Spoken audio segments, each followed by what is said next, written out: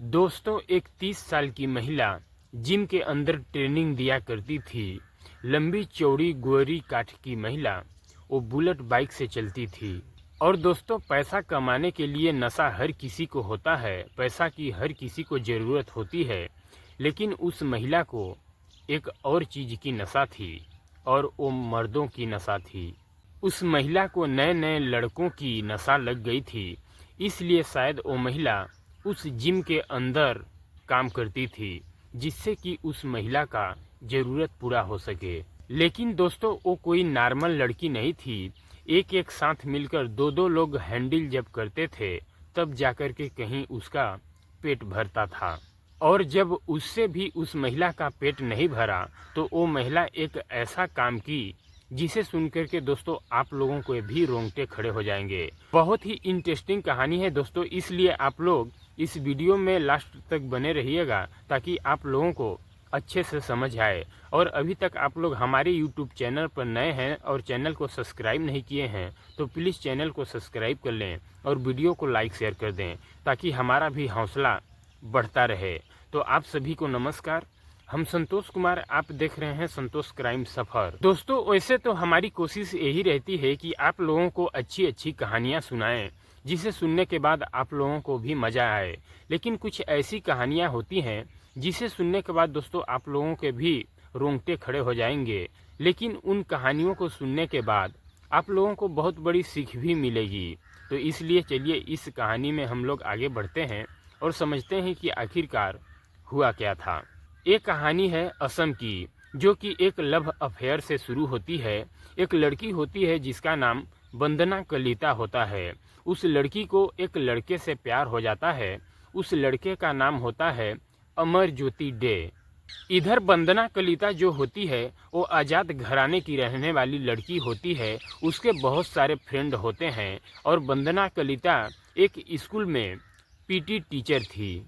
और इधर अमर ज्योति डे जो होता है, उससे वंदना कलिता को प्यार हो जाता है। और प्यार क्यों हो जाता है?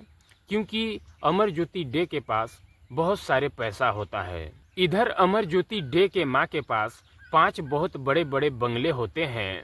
जिस बंगले में एक खुद अमर ज्योति डे और अपने माँ के साथ रह रहा होता है, और 4 बंगले जो होते हैं उसे वो लोग रेंट पर दिए होते हैं, जिससे कि बहुत सारे पैसे आते हैं। और इधर अमर ज्योति डे जो होता है वो भी एक प्राइवेट कंपनी में जॉब कर रहा होता है। और इधर यही सब देख करके वंदना कलिता उस लड़के से प्यार कर लेती है, और फिर वो दोनों शादी करने का फैसला भी कर लेते हैं। लेकिन इधर अमर ज्योति की जो माँ थी, उनका नाम संतरी डे होता है, उनको इस रिश्ते से इतराज था। लेकिन इधर संतरी डे जो होती हैं वो वंदना कलिता को बिल्कुल भी पसंद नहीं करती थी। लेकिन दोस्तों, बच्चों के आगे किसकी चलती है? आखिरकार दोस्तों, बच्चों के जिद के कारण वो भी मान जाती हैं, और 2013 में ये दोनों शादी कर लेते हैं। दोस्तों, इधर शादी करने के बाद अमर ज्योति जो होता है वो अपने पत्नी वंदना कलिता को लेकर के एक अलग ही बंगले में लेकर के चला जाता है। क्योंकि इन लोगों के पास 5 बंगले होते हैं, इसलिए संतरी डे जो होता है वो अपने माँ को पुराने ही जगह छोड़ करके वो 5 किलोमीटर दूर पर एक दूसरा बंगला होता है, वहाँ पर चला जाता है, और किसी को कोई परेशानी नहीं होती है। लेकिन दोस्तों, इधर वंदना कलिता जो होती है वो अपने रिश्ते को मजबूत बनाना चाहती थी। इसलिए वो अपने सास संकरी डे का अब बहुत ही ख्याल और सेवा करने लग जाती है। और समय इसी तरह से धीरे धीरे अब बीतने लगता है। आखिरकार आगे चल के वंदना कलिता और संकरी डे के जो बेटा होता है, उससे उन दोनों का झगड़ा होने लगता है। और इस झगड़े को एक दिन वंदना कलिता अपने सास को जाकर के बताती है, तो कहती है कि वो कहते हैं कि तुम कुछ काम नहीं करती हो। इसलिए अब संकरी डे जो वंदना कलिता की सास होती हैं, वो कहती हैं कि बेटा, तुम क्या काम करना चाहती हो, बताओ हमें। इस बात पर वंदना कलिता अपने सास से कहती है कि हम स्कूल में एक पीटी टीचर थे, हम बच्चों को पीटी सिखाते थे, उसकी हम ट्रेनिंग दिया करते थे। इसलिए आप चाहती हैं तो हमें एक जिम खुलवा दीजिए, हम उसी में जिम का ट्रेनिंग देंगे। इसके बाद इधर वंदना कलिता की जो सास होती हैं शंकरी डे, वो कहती हैं कि ठीक है, यदि तुम जिम में ट्रेनिंग देना चाहती हो तो पहले तुम किसी जिम में जा करके ट्रेनिंग कर लो और वहाँ से ट्रेनिंग पास करके आना। इसके बाद हम तुम्हें जिम खोल देंगे, उसमें तुम जिम का ट्रेनिंग देना। इसके बाद इधर वंदना कलिता जो होती है वो जिम में काम करने लगती है। इस जिम के बारे में न तो वंदना कलिता के सास को मालूम था, न तो वंदना कलिता के पति को मालूम था कि आखिरकार ये जिम क्यों खोलना चाहती है, जिम के अंदर क्यों काम करना चाहती है।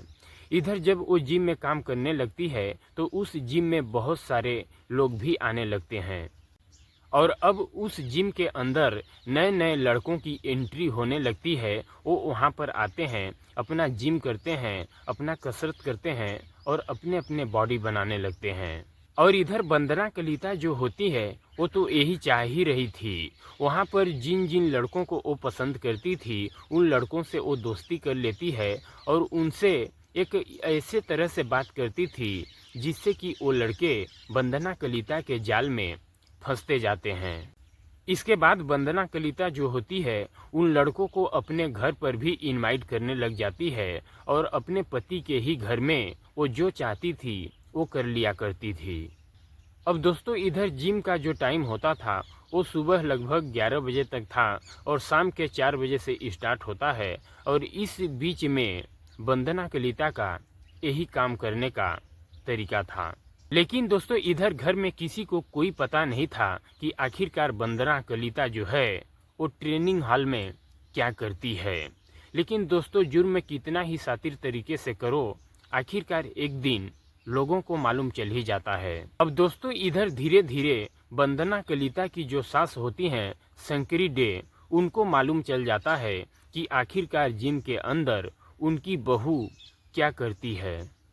अब इधर शंकरी डे जो होती हैं वो अपने बहू के करतूतों से परेशान होकर के धीरे धीरे उससे अब दूरियां बनाने लगती हैं। जो भी वो जिम के अंदर अपने बहू को खर्चे पैसे दिया करती थी उसे भी अब धीरे धीरे देना बंद कर देती हैं। और इधर शंकरी डे जो होती हैं वो अपने बेटे को भी समझाते हुए कहती हैं कि तुम्हारी पत्नी जो है वो जिम के अंदर क्या करती है क्या नहीं करती है, तुम उसके ऊपर थोड़ा नज़र भी रखा करो।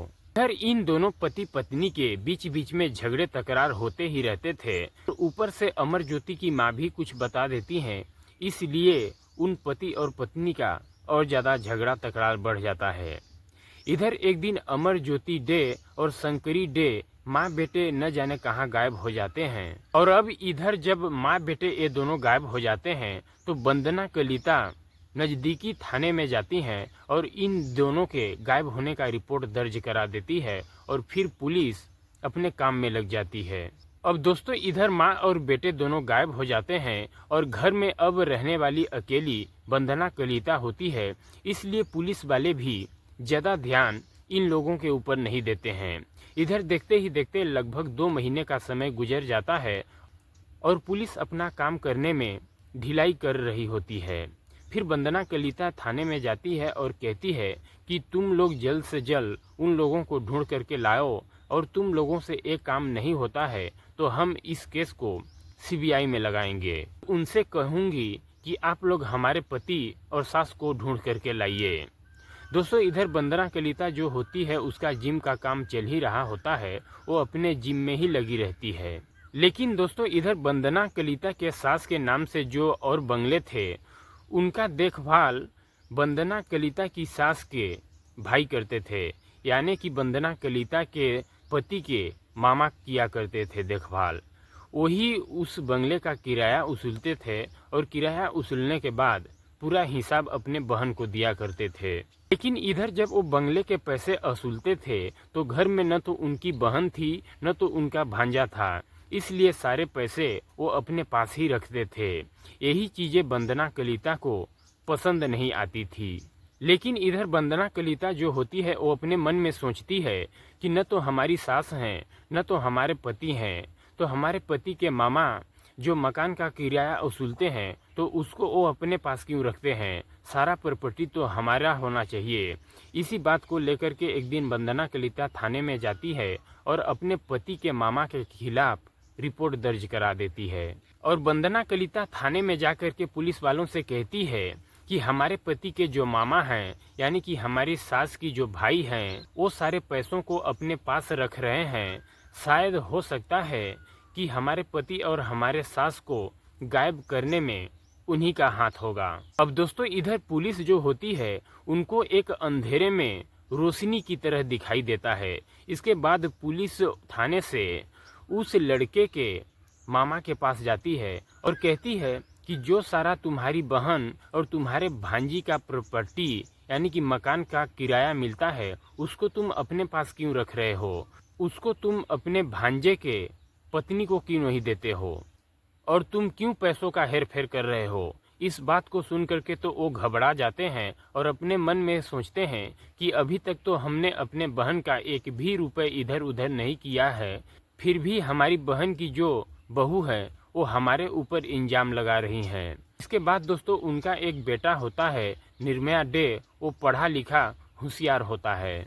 अब दोस्तों इधर निर्भया डे जो होता है उसको कहीं न कहीं वंदना कलिता के ऊपर शक हो जाता है, क्योंकि वो पढ़ा लिखा होशियार होता है और पुलिस वालों के सामने इस बात को वो कहने से डरता है, क्योंकि वो पुलिस में कभी गया नहीं था। इसके बाद वो उसी पुलिस स्टेशन में जाता है जिस पुलिस स्टेशन में वंदना कलिता उसके पिता के खिलाफ रिपोर्ट दर्ज कराई थी।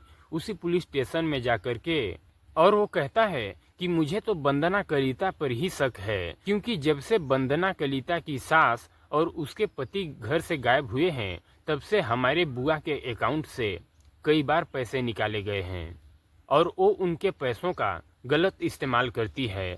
और वो लड़का कुछ सुराग दिया और बताया पुलिस वालों को कि जब से वो घर से गायब हुए हैं तब से उनके बंगलों पर रोज नए नए लड़के आते हैं।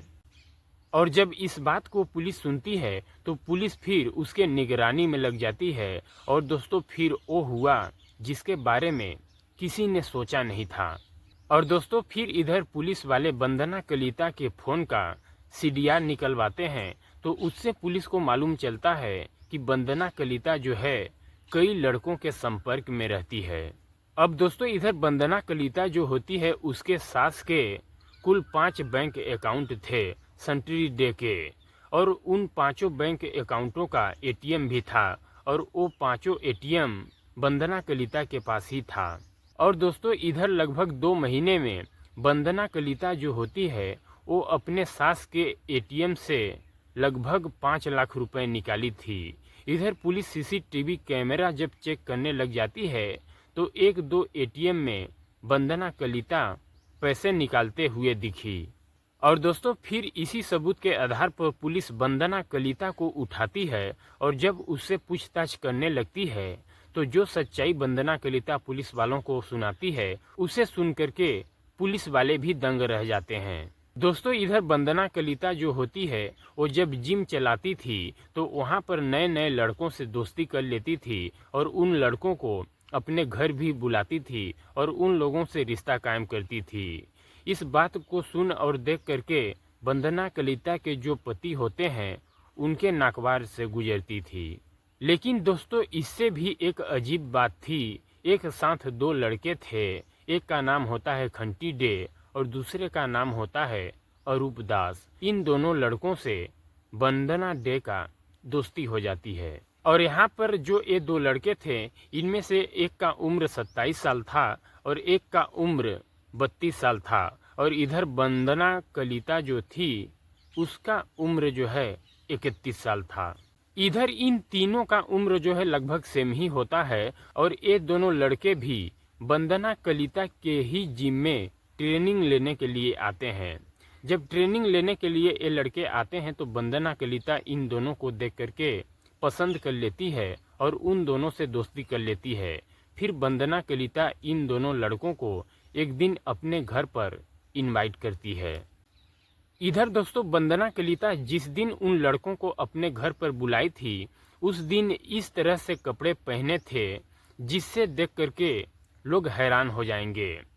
जब वो लड़के दोनों घर पर आते हैं तो वंदना कलिता को उस तरह के कपड़े में देख करके वो भी कहीं न कहीं वंदना को देख करके आकर्षित हो जाते हैं। और जिस चीज़ के लिए वो उन दोनों लड़कों को बुलाई थी और जिस चीज़ के लिए वो दोनों आए थे, आखिरकार वो भी रिश्ता उन तीनों के बीच में बन ही जाता है। अब दोस्तों इधर दोनों लड़के घंटों तक लगभग वंदना कलिता के संपर्क में रहते हैं, तब जाकर के कहीं न कहीं वंदना को संतुष्टि मिलती है। एक बार जब ये रिश्ता बन जाता है तो वंदना कलिता खुलेआम अब उन दोनों लड़कों को अपने घर पर जब भी मौका मिलता था तो वो बुला लेती थी और उनसे शारीरिक संबंध बना लिया करती थी। अब दोस्तों इसी तरह से समय धीरे धीरे चल ही रहा होता है कि एक दिन फिर से वंदना कलिता उन दोनों लड़कों को अपने घर पर बुलाई थी। इधर वंदना कलिता का जो पति होता है वो उस दिन दोपहर के ही समय में अपने ऑफिस से घर आ जाता है, तो घर के सामने एक काली रंग की गाड़ी देखता है तो उसे देख करके परेशान हो जाता है और अपने मन में सोचता है कि हमारी पत्नी जो है वो तो बुलेट गाड़ी से चलती है, फिर एक काली रंग की टैक्सी यहाँ पर खड़ी किसकी है। फिर जब वो अपने घर दरवाज़ा के पास जाता है तो देखता है कि दरवाज़ा अंदर से लॉक है। फिर वो खिड़की से जाकर के झांक करके देखता है, उस कमरे के अंदर का दृश्य जो वो देखता है, शायद कोई पति अपने जीवन में इस तरह का दृश्य नहीं देखना चाहता है। उस कमरे के अंदर में वंदना ज्योति डे और उन दोनों लड़कों को अमर ज्योति डे आपत्ति स्थिति में देख लेता है। उन तीनों को देख करके फिर ये बाहर जोर जोर से चीखने चिल्लाने लगता है। इसकी चीख पुकार को सुन करके वो तीनों जो होते हैं वो काफ़ी ज़्यादा घबरा जाते हैं और डर जाते हैं। लेकिन इधर वो घबरा करके दरवाज़ा खोलते हैं और दोनों लड़के वहाँ से अपने अपने कपड़े लेकर के फरार हो जाते हैं। इधर अमर ज्योति डे जो होता है वो अपने पत्नी वंदना कलिता से जब मिलता है तो कहता है कि मुझे यही तुम्हारे से उम्मीद थी, इसी दिन का हम इंतज़ार कर रहे थे कि तुम्हें रंगे हाथे कब पकड़ें। अब तुम्हारे साथ हमें नहीं रहना है, अब तुम्हारे साथ हमको तलाक चाहिए। लेकिन दोस्तों इस वक्त इधर वंदना कलिता जो होती है वो अपने पति से काफ़ी ज़्यादा माफ़ी मांगती है और कहती है कि आज के बाद ऐसा गलती हम कभी नहीं करेंगे। लेकिन इधर अमर ज्योति डे जो होता है वो बिल्कुल अपने पत्नी को माफ़ नहीं करता है और अपने पत्नी को उसी बंगले में छोड़ करके अपने माँ के पास चला जाता है। इधर फिर वंदना कलिता जो होती है उन दोनों लड़कों से फ़ोन करती है और कहती है कि वो हमारे से तलाक लेना चाहते हैं। फिर वो लड़के जो होते हैं दोनों वो वंदना कलिता से कहते हैं कि कोई बात नहीं है, वो तुम्हें तलाक दे देगा तो हम दोनों तो है न, तलाक के बदले तो तुम्हें बहुत सारे पैसे भी मिलेंगे। लेकिन दोस्तों इधर वंदना कलिता जो होती है वो अपने मन में सोचती है कि इधर जो पांचों बंगले हैं और जो भी धन दौलत है वो तो हमारे सास शंकरी डे के नाम पर है। जब तक ये दोनों हमारे रास्ते से हटेंगे नहीं तब तक ये धन दौलत हमको मिलेगा ही नहीं। इसके बाद वो एक और ख़तरनाक प्लान रचती है, क्योंकि उसका पति जो अमर ज्योति होता है वो केस का तलाक फाइल करे उससे पहले इधर इसको जो कुछ भी करना है वो कर देगी। उसके बाद यदि कुछ करेगी तो वो फंस जाएगी। इसीलिए वो इधर एक दिन 26 जुलाई को अपने सास के घर जाती है अपने एक दोस्त के साथ। और सास के घर जाने के बाद उसकी सास घर में अकेली रहती है, तो वो दोनों मिल करके अपने सास की तकिए से मुंह दबा देती है, जिसके वजह से उसकी सास की वहीं पर मृत्यु हो जाती है। इसके बाद जब उन दोनों को लगता है कि इसकी मृत्यु हो चुकी है, फिर उसके डेड बॉडी को ये लोग टुकड़ों टुकड़ों में काट देते हैं। काटने के बाद एक बोरी में भर करके फ्रिज में डाल देते हैं। इधर अमर ज्योति जो होता है उसको भी मालूम नहीं चलता है कि आखिरकार उसकी माँ जो है वो कहाँ गायब हो चुकी है। फिर इधर अमर ज्योति जो होता है अपने पत्नी के साथ में अपने माँ को ढूंढना शुरू कर देता है। लेकिन दोस्तों इधर वंदना कलिता सोचती हैं कि हमारे पति को कुछ मालूम चल जाए, इससे पहले इनको भी इस दुनिया से हटा देते हैं। इसके बाद सेम जिस तरह से वंदना कलिता अपने सास के साथ की थी उसी तरह से अपने दोस्त के साथ मिल करके अमर ज्योति डे को भी वो लोग इस दुनिया से हटा देते हैं। दोस्तों फिर वंदना कलिता जो है अपने पति और अपने सास को मारने के बाद दोनों को फ्रिज में पैक कर देती है। इसके बाद फिर वो अपने दोनों दोस्तों के साथ उसी घर में रातें रंगीन करती है। इसके बाद वो उन डेड बॉडियों को ठिकाने लगाने के लिए अपने राज्य के पड़ोसी राज्य में मेघालय में एक कार में उन डेड बॉडियों को रखती है और मेघालय के ऊंची पहाड़ियों पर ले जाती है। जितनी ऊंची पहाड़ी उतनी नीचे खाई, वहीं पर ले जा कर के उन डेड बॉडियों को अलग अलग जगह पर फेंक देते हैं वो लोग। और ये सोचते हैं ये तीनों लोग कि अब इनके डेड बॉडियों को कोई जानवर खा जाएगा और इनके डेड बॉडियों बच भी जाएंगी तो गहरी खाइयों से बदबू भी नहीं आएगा। फिर वो लोग अपने घर आ जाते हैं।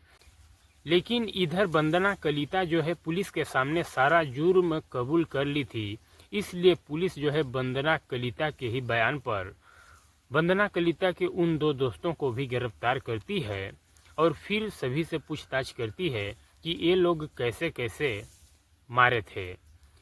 जिस घर में ये लोग उन दोनों की हत्या की थी और फर्श को सारे कपड़ों से साफ भी किए थे और उन कपड़ों को ले जा करके छत के ऊपर जला दिए थे, तो आसपास के जो पड़ोसी थे वो भी कपड़ों को जलाते वक्त देखे थे। और जब पुलिस उन लोगों से बयान लेती है तो वो लोग भी बताते हैं कि ये लोग जब कपड़े को जला रहे थे तो बहुत ज़्यादा धुआं निकल रहा था और आगों की लपटों जो है वो बहुत ही तेज थी। इसके बाद दोस्तों इन तीनों को उस जगह पर लेकर के जाया जाता है जहां पर ये लोग उन डेड बॉडियों को फेंके थे। वहां पर अमर ज्योति डे की मां का कुछ शरीर का हिस्सा मिलता है, लेकिन इधर अमर ज्योति डे का कुछ भी नहीं मिलता है। इसके बाद दोस्तों इन तीनों के ऊपर एक तगड़ी चार्जशीट तैयार की जाती है।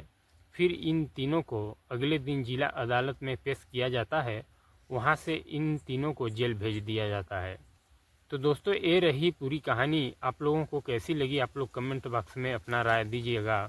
और इस घटनाक्रम को सुनाने का उद्देश्य मेरा किसी को ठेस पहुंचाना, परेशान करना नहीं है, बल्कि आप सभी को सचेत और जागरूक करना है कि देश दुनिया में इस तरह की तमाम घटनाएं घट रही हैं, जिससे आप लोग सतर्क और सावधान रहें ताकि आपका भी परिवार सुरक्षित रहे। मिलते हैं अगले दिन एक और सच्ची कहानी, सच्ची घटना के साथ। तब तक के लिए जय हिंद, जय भारत।